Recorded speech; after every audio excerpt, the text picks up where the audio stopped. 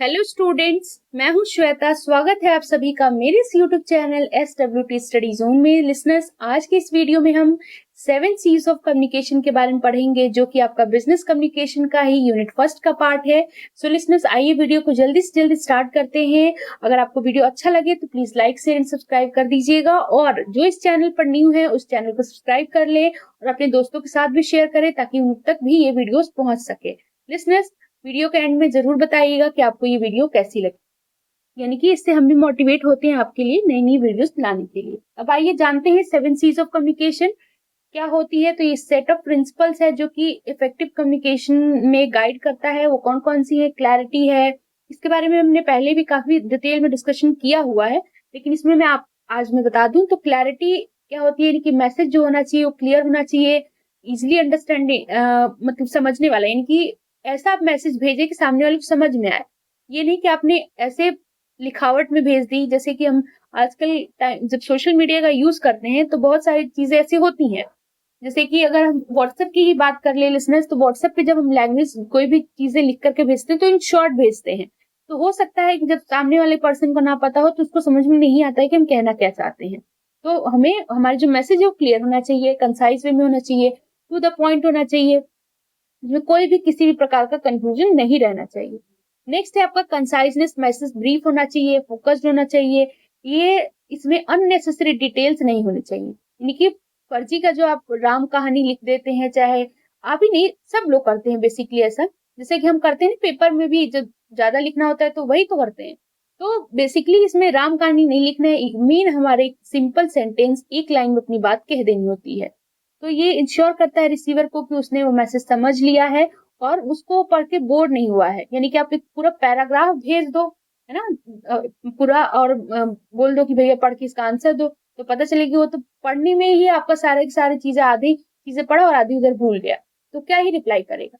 Bore हो जाएगा या फिर उसको हटा देगा कि अरे छोड़ो।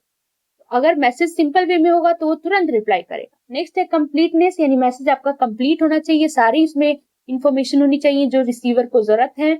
उसमें सारी चीजें होनी चाहिए जो कि आपके इंफॉर्मेशन को पूरा का पूरा बताए कि आप क्या कहना चाहते हो, कॉन्टेक्स्ट को और आपके डिटेल्स को भी सपोर्ट करे।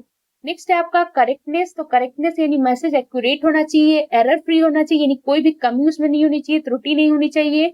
उसमें ये इंश्योर करे कि रिसीवर क्या हो, वो इंफॉर्मेशन को समझ गया है जो भी उससे कहने की कोशिश की गई है। और इसमें क्या होता है कि इसमें हमें करेक्ट ग्रामर का यूज करना होता है, स्पेलिंग का यूज करना होता है, पंचुएशन का यूज करना रहता है। जैसे कि लिसनर्स, अगर हम बात करें तो आजकल के, जैसे कि हम बोलने के लिए तो यूज कर देते हैं। आप लोगों ने देखा होगा कि बोलते हैं हम कि ये हमारे फैमिली मेंबर हैं। तो जो फैमिली मेंबर है, अगर आप ग्रामेटिकली देखें तो इनकरेक्ट है। इसमें ग्रामेटिकली कैसे सही होगा? ये मेंबर्स ऑफ फैमिली लिखा जाता है। तो ये कुछ मतलब जो ग्रामर है हमारा वो भी सही तरीके से हमें प्रेजेंट करना चाहिए। कहीं कहीं पर बोलने में तो चलिए चल जाता है, लेकिन आप जब रिटन करते हो तो उसमें आपका चीजों को रिफ्लेक्ट होता है कि आपको कितनी जानकारी है किस चीज से रिलेटेड, है ना। तो करेक्टनेस होनी चाहिए। स्पेलिंग की बात कर लें तो कुछ आप लिख ही रहे हो, उसमें स्पेलिंग मिस्टेक हो गई तो भी प्रॉब्लम्स आती हैं। यानी कि जैसे मैंने आपको बताया, जैसे मान लीजिए प्रिंसिपल और एक प्रिंसिपल, यानी कि एक प्रिंसिपल का मतलब होता है प्रधानाचार्य और दूसरे का मतलब होता है सिद्धांत। तो जिस पर जिसकी जरूरत जहां पर थी उसको वहां पर भेजना चाहिए। जहां पर आपको प्रधानाचार्य वाली लिखनी थी वहां पर आपने सिद्धांत वाली डाल दी है, और जहां सिद्धांत वाली लिखनी थी वहां पर आपने प्रधानाचार्य वाली डाल दी है। तो ये क्या है? स्पेलिंग एरर हो जाएगा, यानी कि इसमें मिस्टेक हो जाएगी। तो इससे भी बहुत गलतियां हो जाती हैं। नेक्स्ट है आपका पंचुएशन भी, अगर गलत तरीके से लग गया है तो आप उसमें भी प्रॉब्लम्स आती है, जो पंचुएशन मार्क्स होते हैं।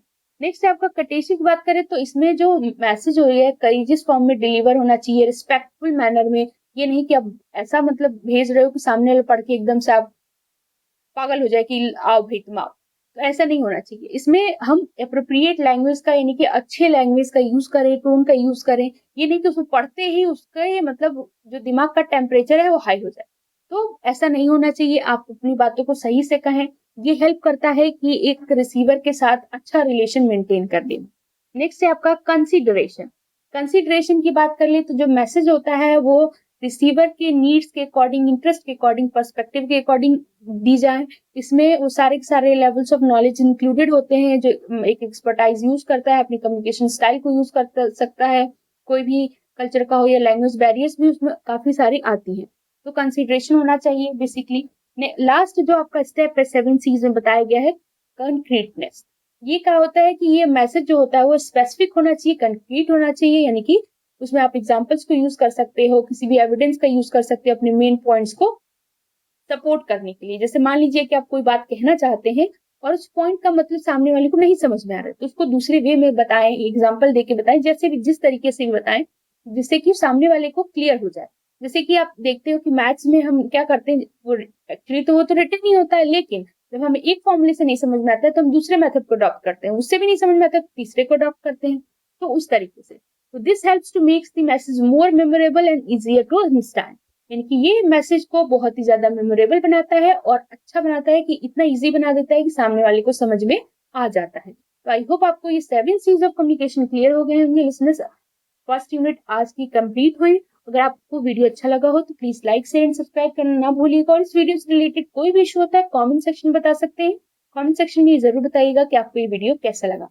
Thank you so much.